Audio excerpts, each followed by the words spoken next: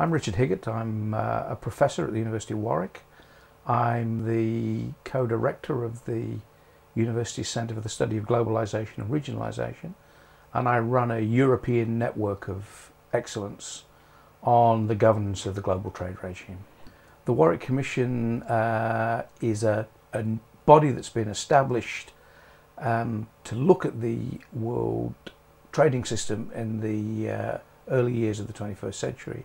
I'm the director of the work programme of this commission. The idea is to look at the contemporary world trade regime through fresh eyes. We call it a next generation commission, by which we mean that we've got some young scholars and practitioners on it, as well as some old and senior and established scholars. The commission has members from Australia, India, South Africa, the United States, Europe, East Asia. The commission is chaired by Pierre Pettigrew. Pierre Pettigrew is a former Canadian foreign minister and trade minister, has chaired World Trade Organization ministerial meetings, massively experienced in the global trade debate. The young scholars who we have on the commission have all written very interesting papers and books on the future of world trade at the moment.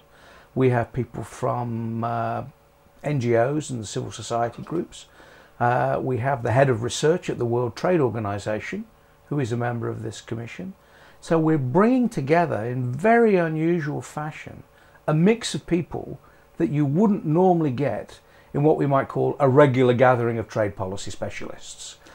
We have philosophers, economists, lawyers, political scientists, and we're interested in some of the ethical and justice dimensions of trade, not just simply the nuts and bolts of trade. Our assumption is that there's a bit of an impasse in the world trade system at the moment. As people will know well, that the multilateral trade negotiations called the Doha round have been on again, off again for the last 5 years. They are trying to secure increased trade liberalisation and also provide an important development input for the developing world. But this has not progressed as well and as satisfactorily as people would want. And one of the things the Commission wants to do is think about life beyond the completion of the Doha round of trade negotiations. To ask basically what other things are happening, what other things can be done, how can the WTO be made more effective in a wider context. We have 12 months to run this commission to produce our report. We're going to take evidence in places like Geneva and Brussels and North America from some of the world's senior policymakers and scholars working on global trade.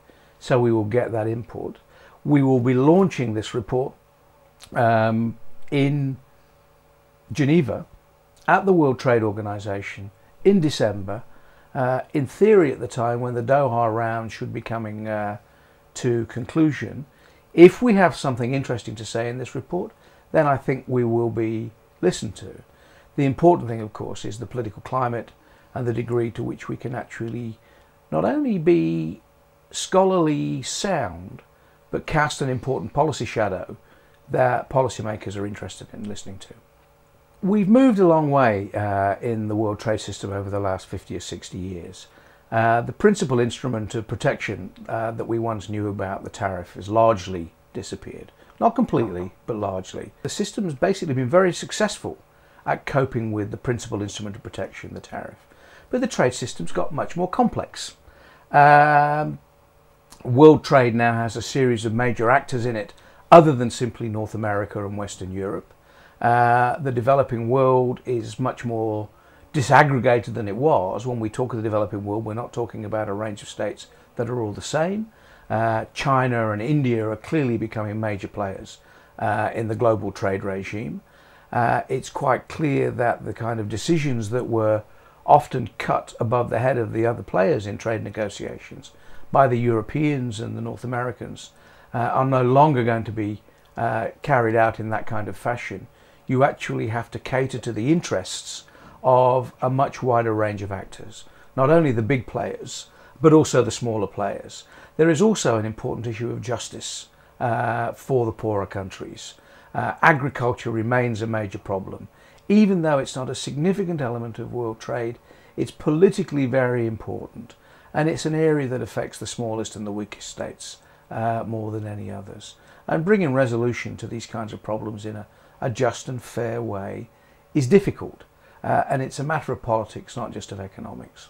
And it needs new thinking in some ways about the different kinds of actors, non-state actors, civil society groups, non-governmental organisations, that you bring into this process, as well as the traditional state negotiators that have operated in GATT and the WTO. The crucial thing that will actually improve the lot of developing worlds is a fairer, more just, more open world trading system. And this is easier said than achieved. Good economic theory that we know about how free trade works is often not good politics. And the important thing are not the sound bites, but the ability to change the habits of major players in how they deal with smaller, weaker partners. One of the important things that the World Trade Organization does is it provides rules, sets of rules. But these are difficult to negotiate, and it requires concessions on the part of the major players. And very often the major players can't make concessions because of the domestic political constraints that they face. Classic examples being the inability of an American president to make concessions when he's got his cotton farmers, very powerful lobbies in Washington, on his back, the inability of Europeans to go beyond, at times, the interests of a very powerful European farming lobby. These are the major changes that need to be made.